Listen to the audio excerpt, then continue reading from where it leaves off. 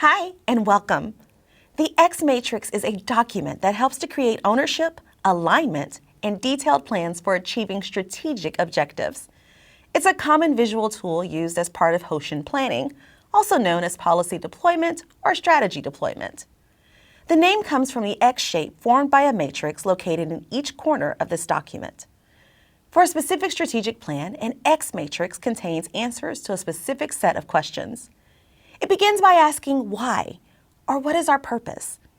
In other words, what are we trying to achieve long term? This happens during an organization's strategic planning process. The answer is stated as a small set of breakthrough objectives the organization will pursue, typically over a 3 to 5 year period. Then the X matrix helps us answer the question, what actions will we take now towards our ambitions? How much do we expect these actions to contribute toward our objectives in the following year? And who is responsible for taking each of these actions? We can see in the layout of an X matrix that each of the sections corresponds to answering the why, what or how much, and who. You may notice that the X matrix does not answer the question, when. This is because the strategic actions outlined on each X matrix are based on an annual plan. For the X matrix to function, it's necessary to review the progress of our action plans at least on a monthly basis. This requires that we use other time-based progress tracking tools, such as the bowling chart, together with the X matrix. Within many organizations, it's common to have 3 or more levels of interconnected X matrices.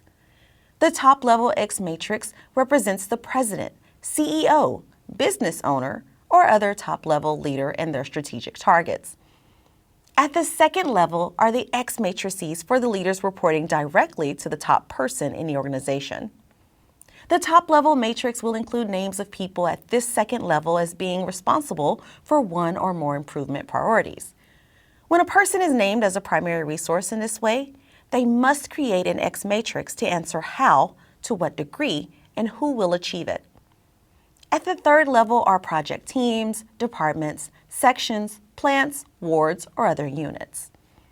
Likewise, for the first and second levels, there may be multiple third-level matrices, each representing one person supporting a second-level objective.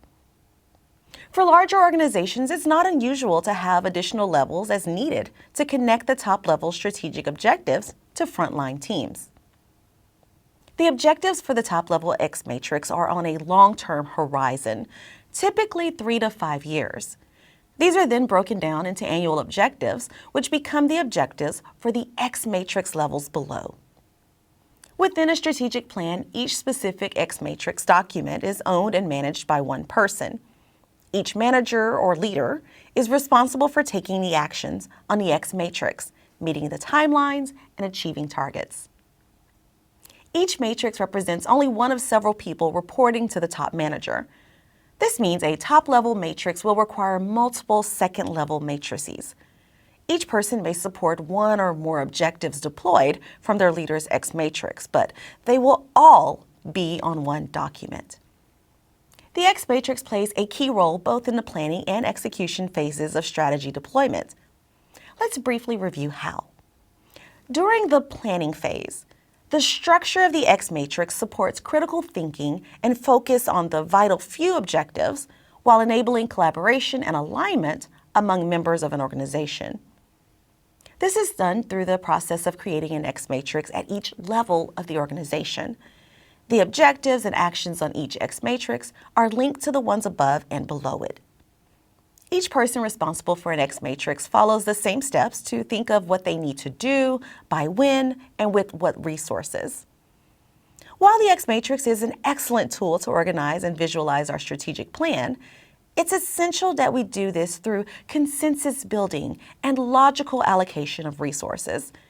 This is accomplished through a process known as catch-ball, which aims to refine the plans at each level through two-way communication.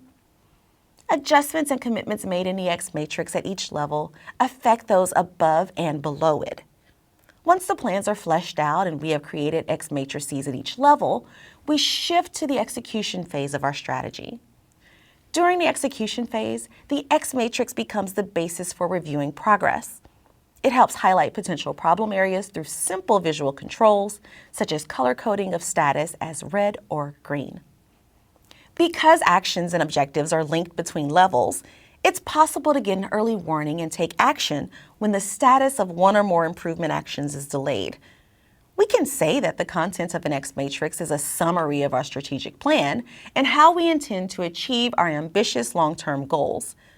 All activities on all X matrices contribute toward achieving the top-level breakthrough objectives. The X matrix gives us a structure to create action plans, review progress, and learn. That wraps up our review of the X matrix. We'll see you soon.